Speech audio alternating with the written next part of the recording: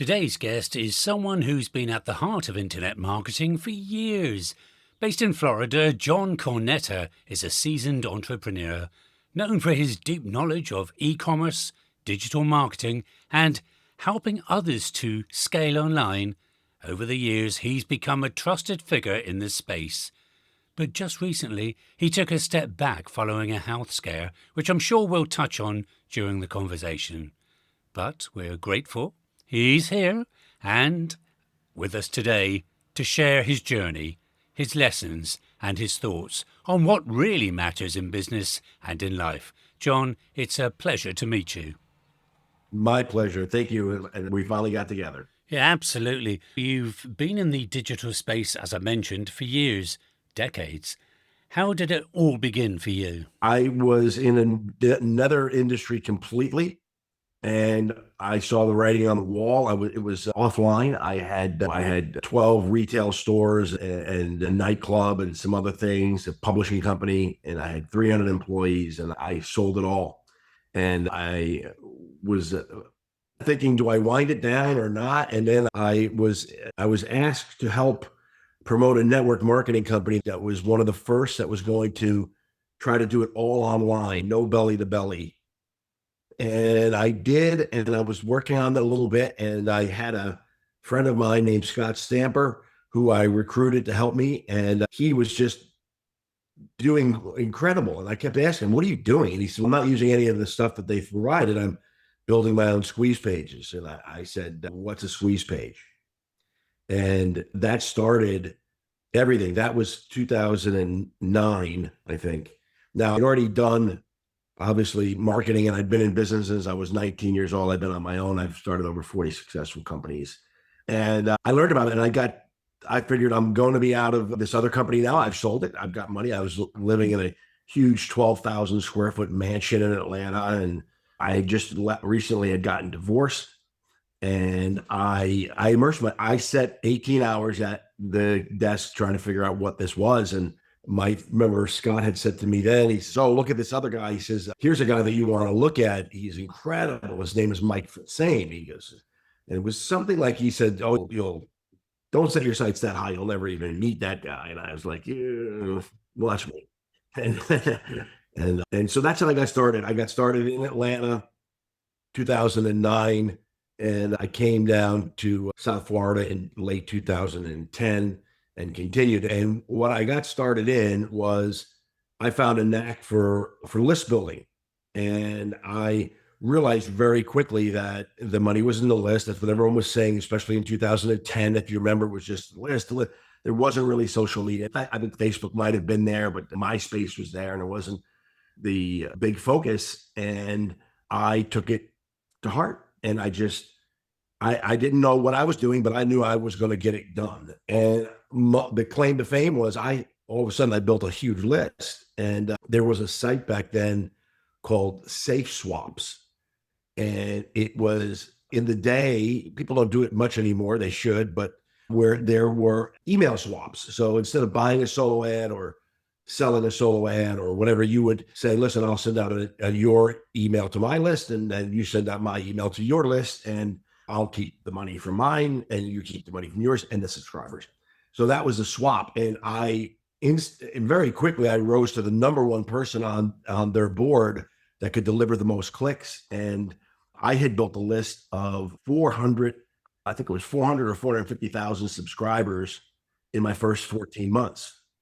And I could deliver at the time between 5,000 and 7,000 clicks in a day. And I had all these very interesting ways to build a list, just really from iteration marketing to doing long swaps to actually, while I'm not the inventor of solo ads, people think I'm the grandfather of it. I really perfected how that should have worked and how to use the extra clicks that were being wasted back then and getting money for them. And so what happened is I caught the attention of a guy named David Eisner. And David said, hey, listen, I'd like to know, John, can I interview you about how you built that list? And I said, sure. And he said, I don't really believe you. And I said, David, here, tell you what, I have complete trust. Here's my logins to my GetResponse, my AWeber, my Indica Mail, and one other. And he goes, you're going to give me your logins? I said, absolutely. And we weren't even on a Zoom. I said, just go check it out. And he went and he came back and he goes, I can't believe it. You're not lying. I said, I'm not. And so we did this interview and I didn't, and he says at the very end of it, he goes, this is so good. It was like 5 hours. And he says, can I make this into a Warrior product? And I said, David, I don't even know what a Warrior product is, but go ahead and do it. And he made it into a product on the Warrior Forum. And it was the #1 commented and talked about thread that year. And then one of the comments that I'll never forget, a person said, I just listened to the interview with John Cornetta and holy shit me doodle, this stuff is amazing. So that started, and then everyone knew who I was. And one night, late night, I'm working on Skype, and I see a little PayPal notification. You got paid, or whatever it was back then. And it was around $750 from Mike Fulsane. And I went, what? Somebody's pulling my leg. This is the one. I bought all his products and all this other stuff. And as it turns out, Mike had found me on that site, SafeSwap, saw that I was the #1 provider and bought 3,000 clicks from me. They might have been 30 cents or 40 cents or something back then. It was low. And so maybe it was 900. And I just was like, wow, Mike was saying just bought something. And then an email came in from Mike and then a Skype name. And the next day we were on Skype and we were chit-chatting and a friendship took off and I delivered the clicks and he was really like, wow, that was amazing. I'm now selling traffic to Mike. And Mike is speaking at Frank Kern's nephew or cousin was a Trey at his event in San Diego. A partner of mine at the time, too, Frank Salinas, is in the audience. And my cell phone rings. And he says, dude, I go, what? He goes, Mike Fulsame is talking about you from stage. And I said, what? And he goes, he's telling everyone right now that he buys his traffic from you and how he kills it with the traffic. And I think at the time, and he said he thinks he's paying around 50 cents a click. Maybe it was 55 cents. And I was at the time probably 45 cents or 30 cents or something. So he's telling me this and I go, I got to go. And I immediately went and I changed all my PayPal buttons to the new price that Mike had mentioned on the stage. And orders started coming in and I met Tom Beal after that because Tom had spoken in a Mankini at that same event. And then I was selling to Rich Sheffrin, to Matt Basak, to Russell Brunson. They all started coming to me because Mike had opened up the door and I was doing swaps with and or providing traffic for those guys. And the advantage that I had, I think that the lesson here is I had 20 plus years in business at the time. And so I knew what a business owner wanted. And if you take anyone in this industry or any other industry that's at the top of their game, they are businessmen or businesswomen at the base of it. And there's things that they want. They want reliability. They want to be served. They want to be appreciated. They want to be helped. And so what I did was I went to anyone and everyone, and I never asked for a thing. How can I serve you? How can I help you? What can I do for you?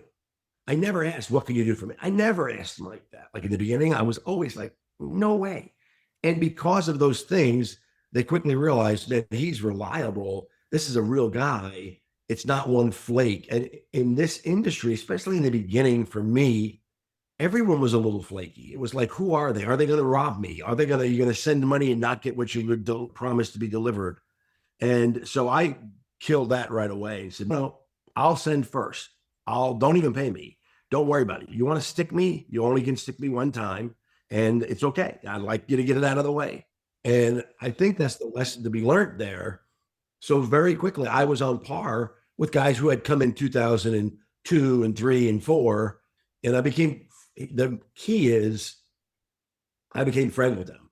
If you ask Mike, if you ask Matt Basak, they'll say, we're buddies. They've been to my house.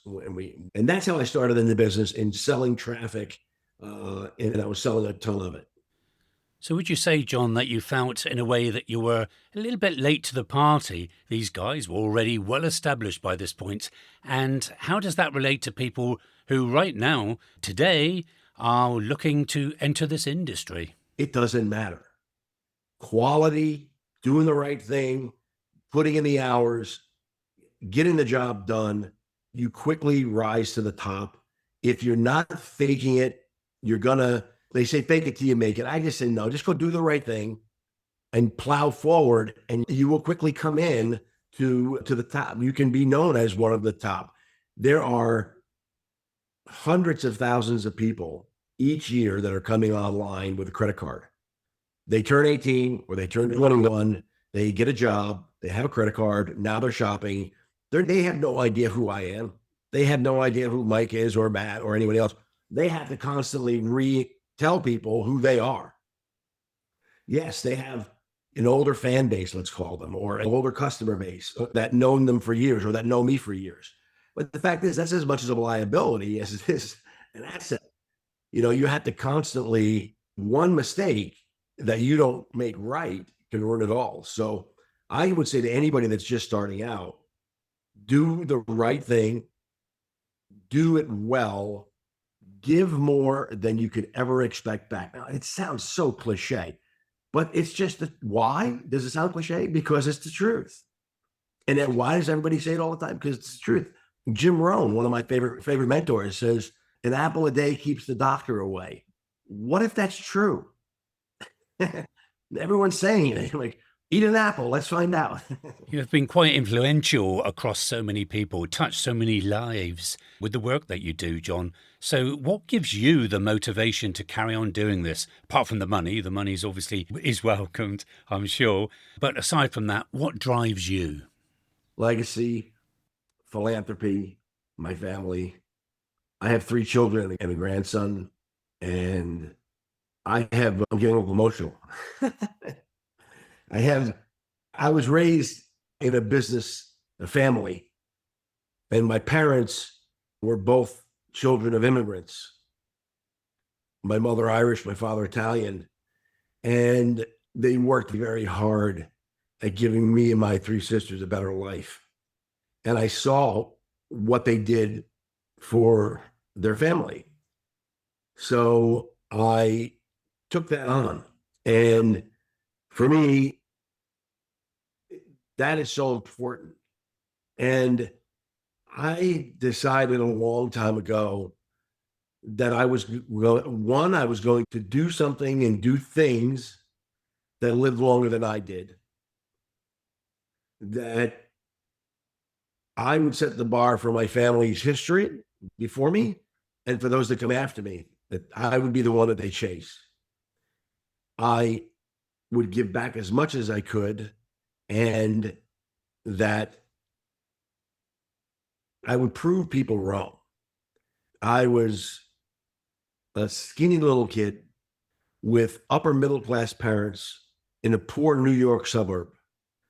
And so I was picked on and bullied. And I tell people I was voted least likely to succeed in high school, and I'm not lying. It was like I was floundering around. I didn't have a direction. And then I remember getting mad and saying, this is not how the story ends. I'm going to go.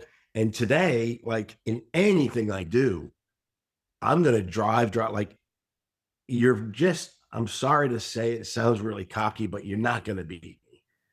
I'll outwork anybody. I'm just going to drive. And now, thank God, I have more tools and brain than energy at my age, where I can do that in an easier way.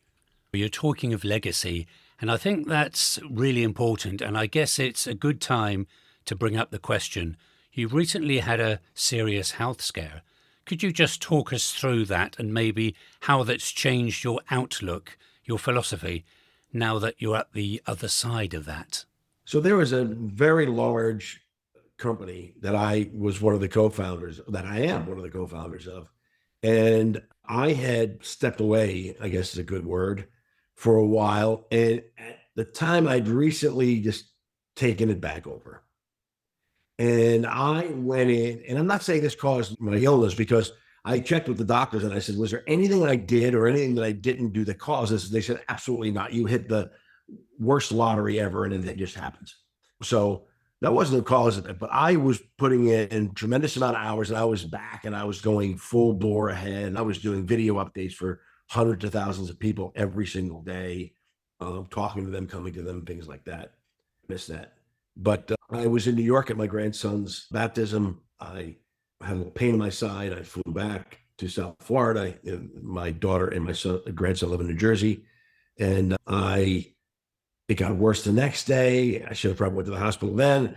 It got worse the following day, and I couldn't take it anymore. And I went to see a doctor of mine, and he pointed across the street to the emergency room. He's right across from the emergency room in the hospital. He says, "Don't move your car. Walk over there right now and hand him this." And I did, and they triaged me, and within hours, I was having emergency appendectomy surgery. My appendix had exploded a few days earlier, and I was walking around with it. They said they don't know how I was walking around. It was very angry, and it was destroyed, tucked into a corner. And I had that surgery. There was a 30% chance of dying. So what that did was remind me that certain things in business aren't important. What's most important? What are my priorities? What are my goals? What are my vision? What are my boundaries? Do all of those align? Are they congruent? And why am I waiting for an appendix to blow up and me think I'm dying in order to evaluate them? That this is something that you need to do at least once a year. Lock the door. Bible says, go in and shut the door behind you, and there you'll find me. It's true. Go into your office, turn the computer off, turn the phones off, and what's important to me? Why am I doing this? What am I willing to accept? What am I not willing to accept? And so since then, I'm on a crazy health quest again. I had the goal of living forever. And Mike will say again, he and I both talking about that, and saying I had some children later on in life, and that goes back on the table. And with business, I've cut some things out and kept the ones that are making me happy and making the most money. So it affected me and affects me to this day. I was going to say there's two questions I have for you, John. First of all, how are you now? And then secondly, you mentioned Mike Phil Same. You mentioned that you are the co-founder of this big business. I guess we're talking about Groove Digital. So maybe we could loop back to that as well. Maybe I guess that's where part of this change in lifestyle has come about. There's almost a pivotal moment for you. Yeah, so I'm fine. Thank you so much. I feel I feel great. I've got 25 pounds to go still, 30 pounds to lose, but I walk 10 to 15,000 steps every day. I train 3 to 4 days a week in the gym. I eat very good, clean. My supplementations is amazing, and I take certain peptides and whatnot. And I'm red lights and cold plunges and saunas, and so I really take care of myself. And thank you for asking. Yeah, so Groove Digital. I was one of the original founders of Groove, and that was in 2018. I had gotten a call from Frank Salinas about a company that Frank wanted to buy and couldn't round up the funds for, and did I want to buy it? And I looked at it and I thought, man, maybe I do want to buy this because it has a good list and I can redo this. And let me think about it. And I was in the parking lot of a Publix shopping center, and I picked up the phone. I called Mike and I said, hey, I want to talk to you about this thing and just get your opinion. And I started talking to him about it. And about halfway through the conversation, Mike says to me, John, are you asking me to be your partner in this? And I wasn't, but it dawned on me that I was talking to him like a partner. And so I said, sure, yeah, of course, man, great. So he was the guy I idolized when I first came online. So I thought that would be great. And we looked at it, and Mike was going to do it. And then he changed his mind and he said, I can't do it. It's just too old. I'm just coming off of what he was doing with Andy, and which is Kartra. And he was consulting for Kartra at the time. He had an agreement to consult with them. He had already been bought out at Kartra. And I was like, this is disappointed at that point. And I was like, if Mike is not going to buy it, I'm not going to buy it. He didn't want to partner on it. I don't want to buy it. And about a year earlier, I had already shifted to ecom in 2014 or 15. While I was still list building and selling traffic, I had shifted over to e-commerce, and I was doing just bang up phenomenal. I was selling print on demand, mostly t-shirts. I started with Teespring and then went to a store with Shopify. And then I found pillowcases and sneakers and car seat covers and all that stuff. And I thought, I want to try this. And I started selling sneakers to such an extent that I had stores doing $50,000 a day in sales in sneakers. I was selling 500 pair of sneakers a day on Facebook, running Facebook ads. I was spending $10,000 on Facebook ads every day. I had 3 ad accounts. I had maybe 300 to 400 campaigns running at a time. Nobody managing it but me. No outsourcing. No ad companies that were doing the advertising. I just did it, and I did it in about 2 hours a day max. I'd wake up. I'd work for 45 minutes. I'd work 45 minutes at night. I'd go to the beach all day. Come back, 50 grand. And so Mike knew that too. And I just started developing some software to try and help me. The person that I was using, I knew was making about 30 or 40% of the money that I was making.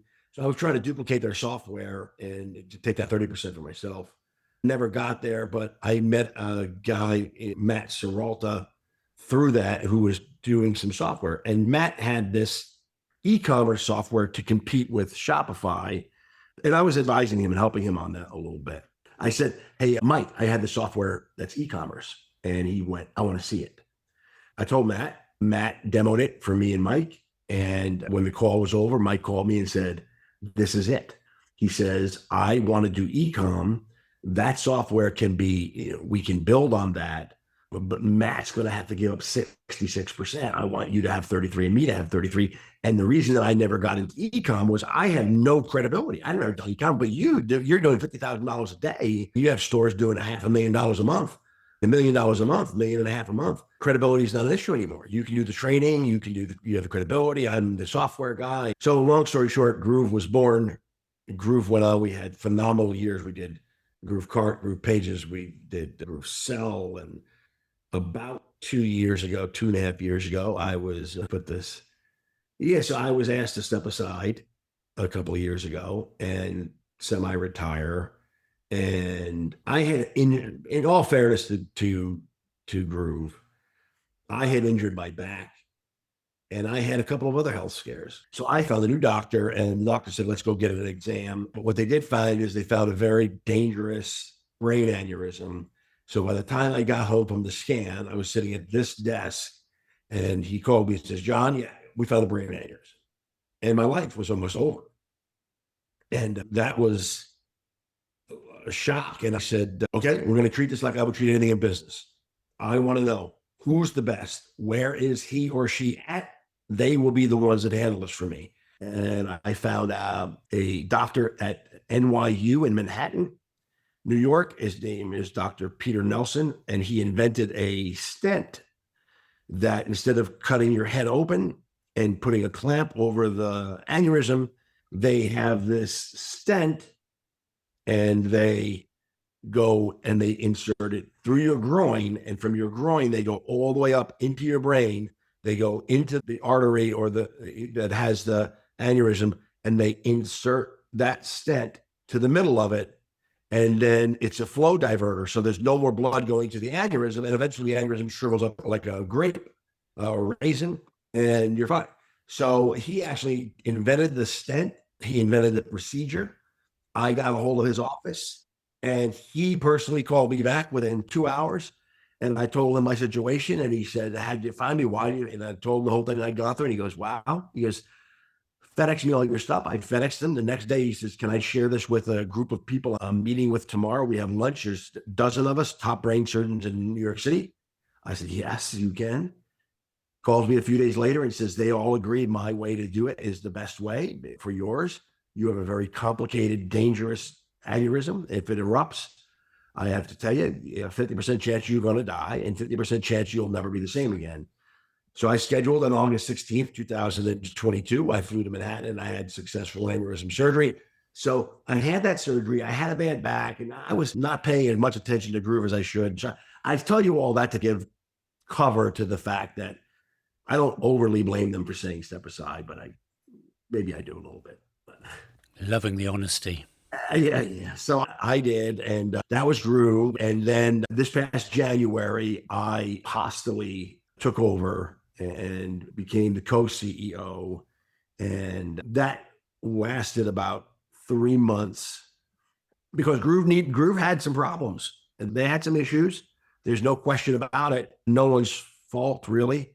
And I thought I had a way to fix them, and I did a lot. And I also it was tough because Mike's my friend, and we have become not friends during this whole period, and I didn't like that. And through conversations we started talking. I showed Mike and told him this wasn't about him personally, and how I was going to do the right thing. And I got sick, and Mike came to visit me in the hospital, and I know that he loves Groove and the Groove members more than anybody. And look, he has his detractors. He has people that said, "Oh, he ruined it." But look, people there that say, "I ruined the last 3 weeks or whatever, or 3 months." So you're never going to win everybody over. But I knew better. The kind of man Mike is, and I know the kind of software guy he is. And it was at that meeting that I basically said, "Look, here's what needs to happen now. You need to come in, and in order to do it the right way, you need to never have this over your head again. So you need to buy me out. And we need to work on how that looks. And this way, you have my full support, and you never have to look over your shoulder. You are the majority owner now, not the other partners, no one else that's involved in Groove. You, Mike was saying, you are it. You have it. You have those people. They may own a little bit or something. I don't know internal workings." And we did that. And Mike and I now are back to being good friends, and we talk. And Mike advises me when I need advice, and I advise him when he needs advice. And I guess, in a way, the big scheme of things, it's all worked out for the best. It's all worked out for the best. It was something I'm very proud of that I did. I co-founded and helped build a software as a service company with over 1 million users. And I was a big part of that. And I moved back to what I originally did when I came online, which was driving traffic and selling it basically in other niches, not necessarily in biz op world, but I do it now through SMS and email marketing. And I do like really extremely crazy. Like I had some goals that I'd given up on as a kid, saying it was a fantasy. They're not a fantasy anymore. Like it's definitely top 0.01 or less percent. I'm there. If anybody's looking to get started online right now, today, what do you think, John, they should do, and how can they follow your example? I think one, you've got to burn your ships. That's like number one. I'll tell people that all the time. Cortez came to the New World. First thing he did was he burned all his ships. Everyone said, "What in the hell are you doing?" And he said, "Well, you're not going back, so you better get to work. Burn your ships." And use that metaphor to where you don't have any other option. You got to go all in. What if I fail? You fail. You got to go all in. I would tell them to just let's go all in. Number one, you got to buy that commitment. I'm going in no matter what anyone else said. In fact, I'm going to do everything that I'm about to tell you to do in spite of what everyone says, because anyone else besides you who are reading this, they're going to tell you that you're crazy and that you're nuts and that it's a scam and that you shouldn't do it. And you need to look at the sources of who's telling you that. And if they have a cozy job and they've been working there for 30 years with a pension, of course they're going to tell you that. You have to decide, is that what you want, or you want to be an entrepreneur? If you want to be an entrepreneur, it comes with risks. And if you know that the risks are inherent and you're prepared for them, then it's not a big deal. A wave's coming. Big deal. We know the wave's coming. To just ignore it would be the insanity part. So I would say that's number one. It's the mindset. Know why you're doing it, what you're doing it for. And if you say, "Oh, I want money," really, let's get a little deeper. What's that money buy you? It gets you out from mommy and daddy, right? It gets you out of the house. You get your own place. It gets you the freedom. It gets you those types of things. So get down to that emotion and know that you're going to burn your ships and you're going to fully commit.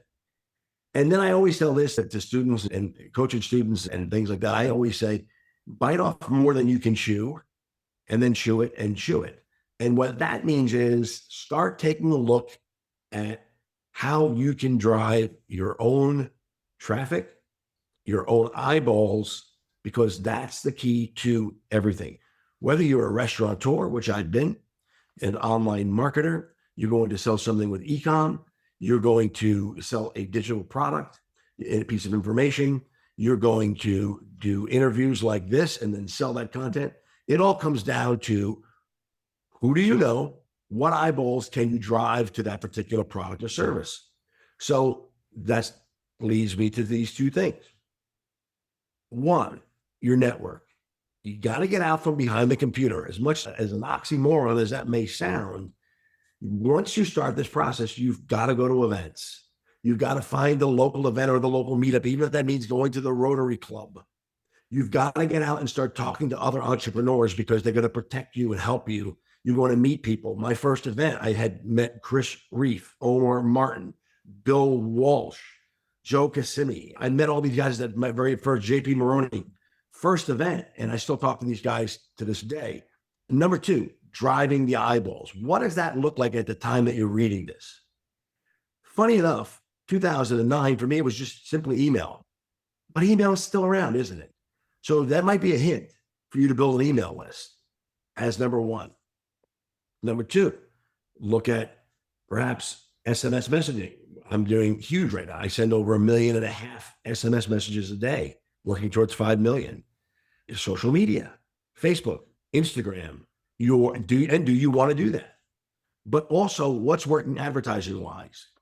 TikTok, Instagram, what's not? I don't know what it will be when you read this, whether you're reading this today or you're reading this a year from now. You need to find that out and then go, and don't go looking to hire someone for this stuff. These are the things that you need to be the expert at. You need to be an expert at networking. You need to become the expert at driving eyeballs to what you want. So now when you have these two things in your hand, it's just a matter of what do you want to sell? What passion do you have?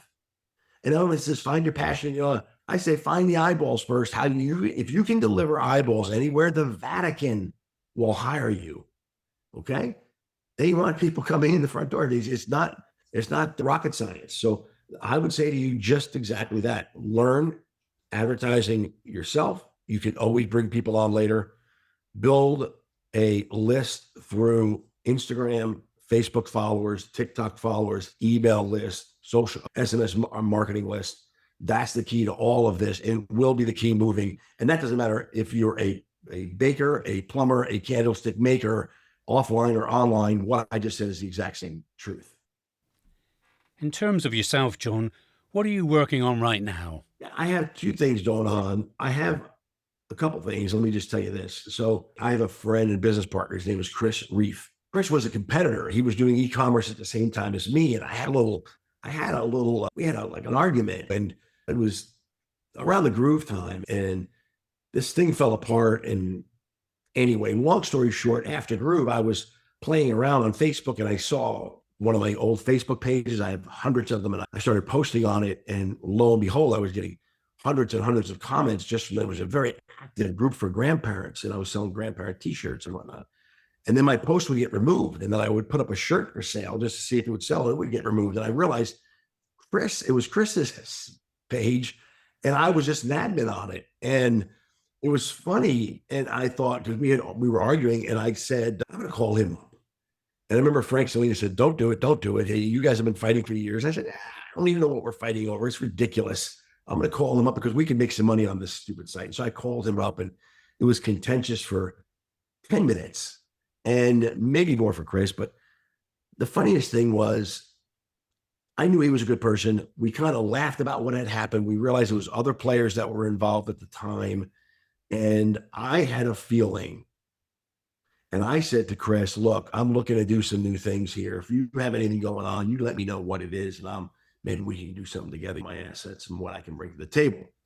And he said, what do you know about SMS marketing? And I said, I don't know a lot about it, but I've got a lot of contacts and things like that. And he said, I'm doing some selling clicks, basically like you're doing, but for SMS. And I said, okay. And he goes, there's a lot of costs involved. We have to buy machines from China and you have to buy this and that. And there's all types of costs involved. And I said, let me make this really easy for you because I believe in you.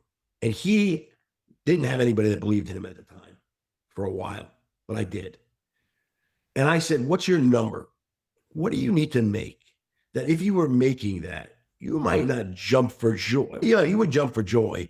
All your bills would be paid. You never have to worry about anything at all. You're insured, everything. And he threw out a number, and we're talking about 6-figure number here. And I said, you know what? I'm glad it's that high because it lets me know you're serious. Like you're not, I'm just playing small, you're playing big. So I'll tell you what I'm going to do.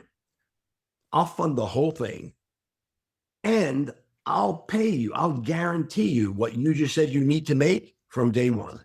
You'll never look back and have to worry about if this works or not. It took 2.5 months. I have not had to put a dime more in. I've gotten all my money back. Not only did Chris get that number that he wanted those first couple of months from me, I got all my money back.